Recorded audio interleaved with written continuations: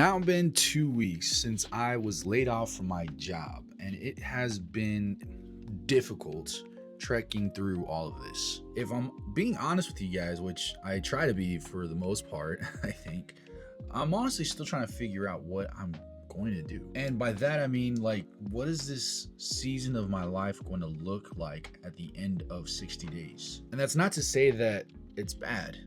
I'm not saying that this is a bad part of my life, but not everything is clear, if that makes sense. I've had some encouraging things happen, and I've had some things that just make me doubt myself. But for the most part, over these past 2 weeks, it's just a lot of waiting and seeing. So for instance, one thing that I realized very quickly is that life does not pause. My responsibilities are still there. As a husband and father of 4 kids, I have many responsibilities that I need to take care of as the man of my house. My kids still expect me to make their breakfast. They still expect me to help them with their homework. They still expect me to play with them, which is all a blessing. And I don't want it to be seen like anything other than that. Having all of this time with my kids is amazing. And it's one of the things that I thank God every day for. Work is important. Don't get me wrong, but my family needs me.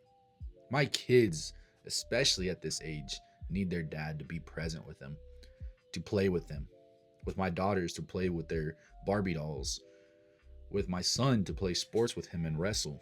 But on top of all of that, I still have projects to do around our house. I mentioned in the previous video, but we're repainting the house, the exterior of the house, and we are renovating the yard. Let me know if you guys would like a video on that. Could be something interesting to post on my YouTube channel. Can definitely check all that out on my Instagram or TikTok. And on top of that, we are also taking advantage of the extra time that I have being laid off, not having to work. This past week was actually spring break, which I didn't even realize because my kids don't go to school, they're homeschooled. And so we try to make the most of this week with the activities that were being offered in our community. There was a special event at our local library where we were able to spend a lot of time together learning about the nature of Southwest Texas, which was very cool. Definitely gave us more things to do as a family, to go out adventuring in our local community and our local nature. It's just awesome family time that we get to spend with each other. And again, I just can't help but thank God for that time. Being laid off sucks, but being able to spend time with my kids, my family, and build memories with them, that's just something that is worth more than you could imagine. That is time well spent. It's moments like that that remind me that even during uncertain times, even when the water's murky and cloudy, there's still a lot to be grateful for. And God still sees everything clearly. I just hit my cup. And like I mentioned earlier, I've been staying busy. Being laid off doesn't mean that your responsibilities go away or that there's not work to be done. I get to focus my time and be productive on the projects that we had laying around at our house. And working on our yard is a huge project. Before being laid off, I had mentioned that me and my wife, my family, we were planning on moving to San Antonio, and so we were fixing up our house to make it ready to sell. Obviously, being laid off has postponed that plan, but we still want to fix up our house to make it look nice and to enjoy it. And so this week I've been spending hours cleaning up the yard, raking leaves, raking twigs, picking up all of this debris that was left over from a renovation done on our roof 5 years ago. The impossible has been done. I cleaned up all of the shingles, at least for the most part, I think. I'm not sure if there's any more underground, but we're gonna find out later on. And that has been a thorn in my side. Just all the buildup of debris and mud and dirt and twigs and everything. It's just so difficult to take all of these shingles, dump them in a bag, and also you got to be careful with all of the critters that are now living within inside of those shingles. So it's tough manual labor for sure. And it's funny because being out there working hard, it really helps me to clear my mind and stay busy, I guess. Because there could be so many things that I can worry about and stress over, but that time working, getting my hands dirty, putting in that elbow grease, it really helps me to steer grounded and really not get too lost in my own thoughts where I know I would suffer from constant doubt, constant questioning. But because I'm busy, because I'm being productive, I find value in my work. And honestly, I find joy in it too. Beautifying my property, beautifying my home as a place for me and my wife and kids to enjoy.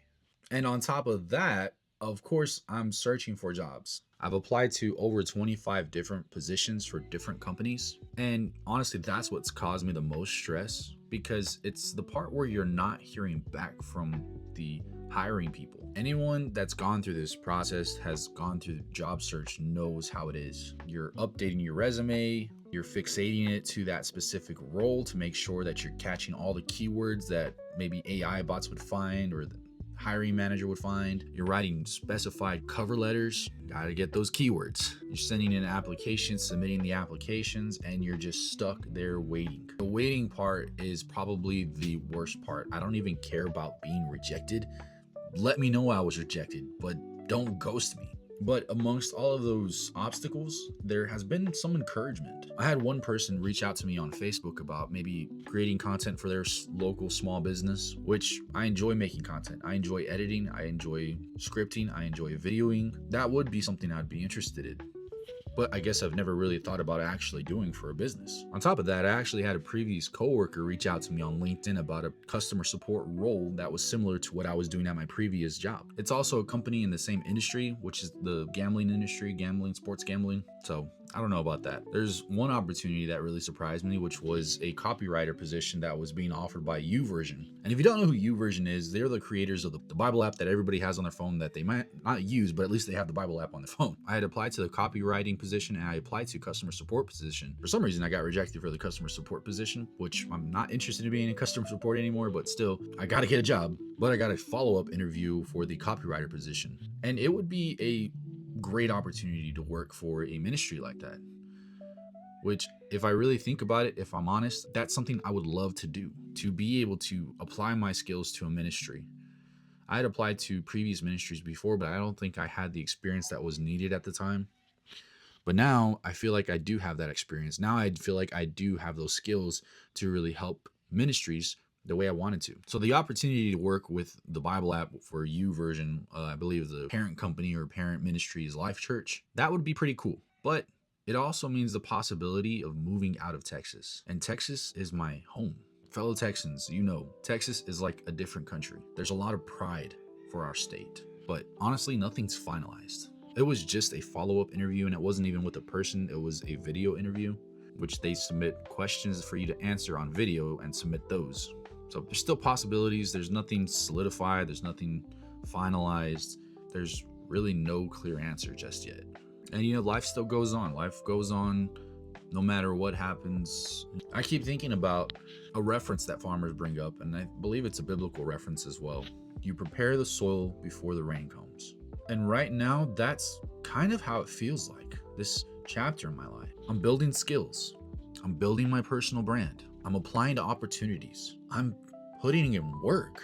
There's a reason why I felt exhausted this past Friday and I didn't do anything. I didn't work on my house. I didn't really record. I just kind of rested, which is a biblical need. I want to blame my impatience because I can't see the results right now, but I see myself putting in the work.